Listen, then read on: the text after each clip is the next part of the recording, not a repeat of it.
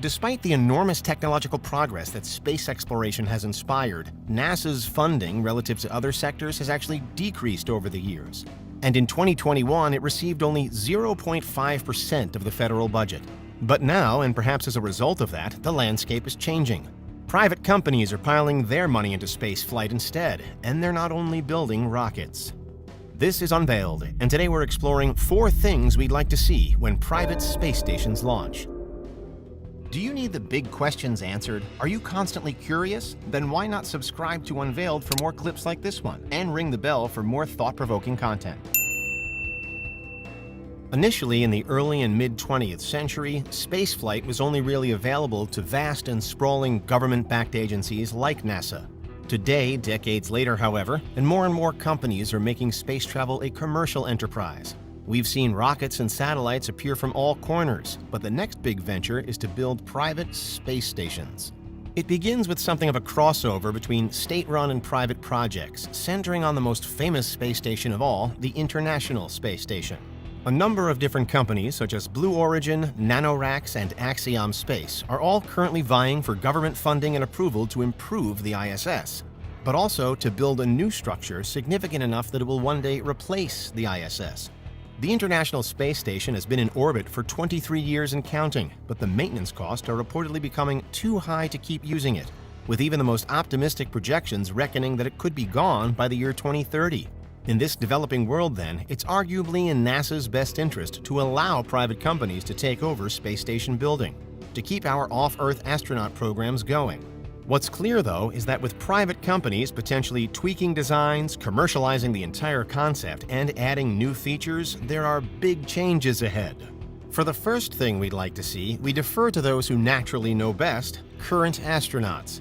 They've lived and worked in environments like the ISS for months on end, and so they have a detailed, first-hand understanding of what works and what doesn't. During a 2021 interview with Space.com regarding future builds, the NASA astronauts Mark Vande Hei and Megan MacArthur listed cutting-edge labs as their #1 priority that any space station needs. Up until this point, the almost sole purpose of a space station has been to serve as an advanced research hub, enabling astronauts to perform a variety of experiments that they can't do on the ground.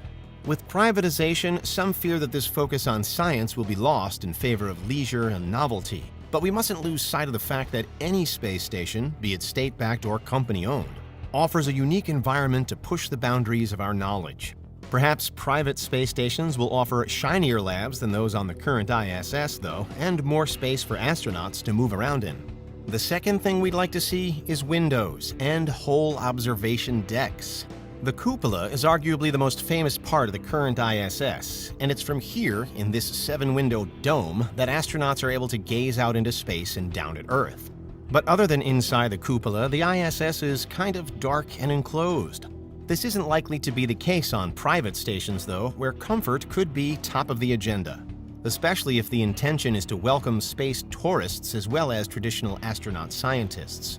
More and bigger windows will make it far easier to observe procedures happening outside and to monitor the immediate vicinity, turning a space station into something more like a plane than a submarine. But as well as that, the general space station experience will be greatly enhanced. From a space tourism point of view, a vast observation deck or even observation windows inside individual rooms would be a major draw. We know that many astronauts experience a specific change in the way they appreciate the world after they've looked down at Earth from above for the first time, called the overview effect. And this will surely be something that future private space stations will want to capitalize on, promising it to all their passengers via the best, widest, and most comfortable viewpoints. Moving on to the third thing we'd like to see, and that's a decent floor plan. Perhaps the most common criticism leveled by astronauts at the current space station is its inefficient layout. All the rooms and modules are generally mashed together, built as they were over a long period of time when the needs of the station were continually evolving. It means that busy corridors cut through the sleeping quarters, the gym is nestled between labs, and places to eat, rest, and work can feel as though they merge into one. Private companies have the chance to improve space station design from the outset, though, and also to build much larger structures in general so that life on board isn't quite so cramped. It currently costs around $1,000 to put a pound payload of anything into space, so we can see how the cost of a space station can still quickly soar. But thanks in part to space commercialization, the figures are actually lower than they've ever been. Plus, while those behind the ISS have had to be extremely conservative over the years, those running private space stations have the option of earning profit by bringing high-paying customers on board. This theoretically means that they can afford to make the stations bigger, bolder, more glamorous, and more appealing to space tourists. Blue Origin, for example, wants to create a station called the Orbital Reef, pitched as a space village and somewhere that will house all types of people, not just astronauts. Axiom Space, meanwhile, also wants to build a much more flexible station, with the movie star Tom Cruise continually linked to the project. At the very least, we can hope that private space stations will have logical layouts from the beginning, perhaps with clear divisions between the labs and research areas and the hospitality zones. Life on board might offer a little bit of general privacy too, which is another qualm that current astronauts often raise, but with the ISS providing essentially no personal space at all. Finally, the fourth thing we'd like to see is innovation. Okay, so that's extremely vague, and a private space station just in and of itself would be innovative enough already. But with these things set to launch in the coming years, the race is on to build the best. For decades, the ISS has stood as a mostly unchallenged example of how space stations work. But that won't be the case for the next generation, and competition between companies will spur the industry on, particularly again with space tourists in mind. Private space stations will likely be much more entertainment-based, with the goal of providing a comfortable, exciting, and unique vacation away from Earth. Each station will therefore need to look good for casual users, offering various levels of home comfort, such as Earth-like beds, communication links to the ground, pleasant non-clinical decor, and customer service staff. Whereas one company could become known for its world-class observation deck, another is famed for providing the best menu in low Earth orbit, while another promises microgravity like you've never felt it before. Before long, we could be talking onboard swimming pools, zero-G game rooms, and tourist EVAs, with nothing to hold them back other than their own wealth.